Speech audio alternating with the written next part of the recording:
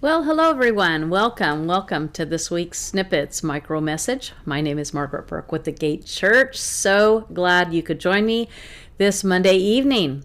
So I want to jump into this one because there are some similarities you'll see when you go to most church services. We call them worship services, or we do worship and we will sing songs, and we'll do the old 3 fast songs, 3 slow songs, but we do that in an essence of moving somewhere, moving towards his presence. So I wanted to talk to you about protocols to his presence and using the example of Psalm 100, David, talking about approaching the presence of God in that protocol. So I'm going to just jump over and share that with you out of Psalms 100 and break down just a couple of things because the words that we use in this, I'm using the King James Version, the version of the words that we use don't always expound on what they connotate, like what does that mean? Because in a lot of the Hebrew language, there are actions that go with it as well. They're very picturesque people. Their words mean a lot of different things. And so praise is one of them. I do a whole teaching on the 7 expressions of praise. There's others, but there are 7 primary expressions of praise. And you're going to see a few of them in here. I'm going to just run through this short part of Psalm 100. And it starts with this. Make a joyful noise unto the Lord, all ye lands. Now, that joyful noise is a very loud noise. It's like a shout. It is a blast. It is something that is very loud. It's like a proclamation. It's like getting attention. And so it's almost like this announcement. And so then on 2, it says, serve the Lord with gladness. Come before his presence with singing. We're supposed to come before his presence, his face, with singing. So do you see the parallel of the worship music, the praise that we sing in church? And so it's kind of like we're going somewhere, all right? And that singing is renawa. I can't obviously speak Hebrew too well, but it comes from a shout for joy, a joyful voice singing triumphantly. So we're supposed to approach his presence with a triumphant song. Okay? And so kind of like singing's not really an option. It's just part of the way we praise, the way we come before him is with singing. And so I know there's a lot of people, it's like, I don't sound good. Everybody can sing. I love what Ray Hughes said, that singing is just impassioned speech. So everyone can do that. Now, whether you stay on a tune or whether you sound beautiful to yourself or others is really irrelevant. He really desires the song, because I like to say this is what I say about music and singing, that is an expression of the heart. And it's a language of the heart. And music just has this universal draw. Like everyone understands music. And music can change attitudes. It can bring back memories. It can inspire. It can make you feel sad. That's why we use music for so many things emotionally.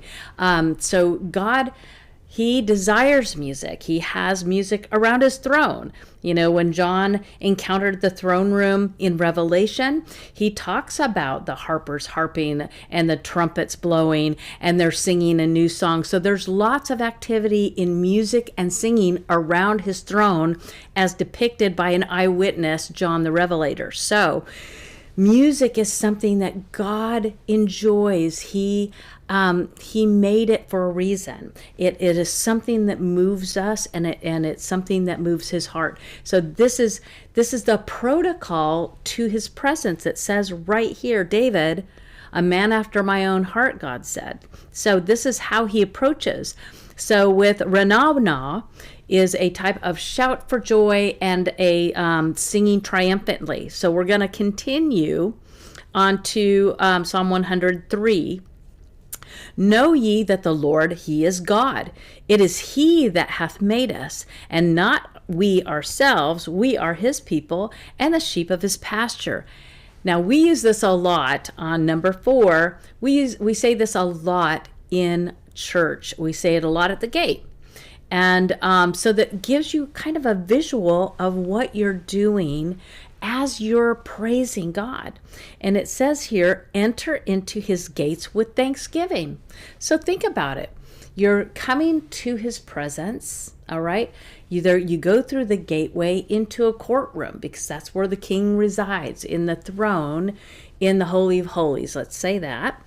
And you have to go through the gateway, which is Christ, into the courtroom, but this is just the parallels, into the courts. Now, you enter his gates with thanksgiving, okay? And that thanksgiving is Todah. And Todah is a type of praise. It's one of the 7 expressions of praise. And it means an extension of the hands, okay? Todah.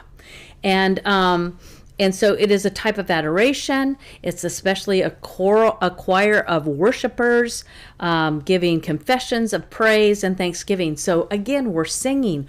We're putting our hands up in a type of thanksgiving, a praise and thanksgiving. So with arms open. And then it says, and then into his courts with praise. So there's a progression here.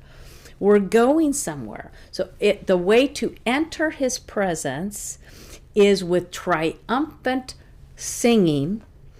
We go through the gate with thanksgiving, the Todah, and into his courts with praise. This praise is Tehillah. So that praise, even though we use praise a lot for different things, praise is also Todah, it's also Barak, it's also Tehillah, it's also Alleluia. There's lots of expressions, and they all have different actions behind them. So we see Todah with the arms outstretched in a extension of the hands and singing adoration. Now there's Yada, which is an opening to receive, but that's a different type of praise. But I'm segueing here.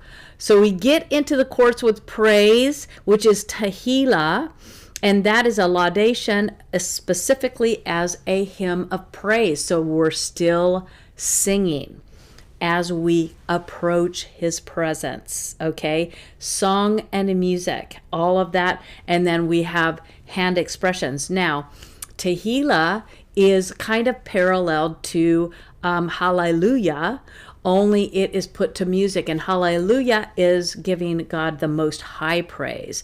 And that is branding and boasting and turning like a top and really just magnifying the Lord in praise. And this is kind of what David did before the Ark of the Covenant was given him, Hallelujah and Tehillah, singing and dancing before the Lord, twirling like a top. And he looked like a crazy man. So this is kind of a little bit of your background of praise as well. But Tehillah is to give him praise in song. So now we're coming to his presence with song and a triumphant song, coming into his gates with thanksgiving, his courts with praise, all singing and expressions with the hands. And then it says, be thankful unto him. And that thankfulness is yet another expression of praise. And this is what I mentioned earlier was yada. And it's from the root used, let's get down to hold out the hands physically, to throw out. Actually, it says to throw a stone or arrow. But it means to open up. And that is yada. And there's lots of uses for it, but it's an extension of the hands as well. So you have the toda, which is your hands up and you are singing triumphantly, you're singing, and your yada is more about, receiving and a blessing. And then it says here to go on, it says, and bless his name. Barak is that bless, which is another type of praise. And it means to kneel, or to bless is an act of adoration. So then it goes on. Do you see kind of the progression? You're coming before him with that song. Once you get to the yada and you open up your arms, then you're going to bless his name. Barak, come before him and basically kneel before him.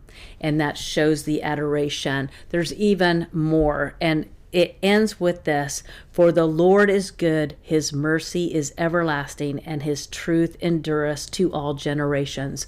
So if you can see the progression as we get closer to his presence, he's all about the music, he's all about the singing, the proclamation, the body language, the the tehillah, the toda and the yada and the barak, coming to kneel before him. And that's what you do in the presence of a king, is you kneel before him.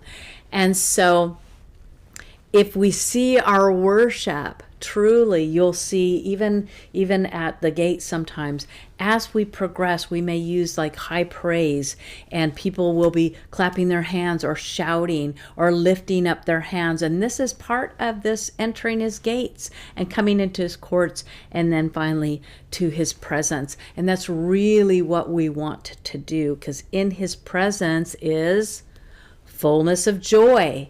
And in his presence is where a lot of things happen, when you got that posture of adoration, when you have that posture of surrender. And so I wanted to use this to kind of give you the visual of why we do worship songs or praise songs before we come to hear the word. We always want to recognize and focus our whole attention on the presence of God before we do anything else. So that's kind of what I wanted to share. I think it's so important. I think sometimes we kind of miss it or get so caught up in routine that we forget that there is purpose behind everything we do when we are worshiping and praising God. And that there, I'm not talking formulas, but there are protocols that you come to approach a king, and he is the King of Kings. And so I just think it's lovely. I think it just gives us a great, beautiful visual. Like I said, it parallels what Esther did as she approached the king. And so I love that. Read Esther. Check out some of the praise information. You can go on my website and get the 7 expressions of praise. You can download it for free. And that's at margaretburk.net.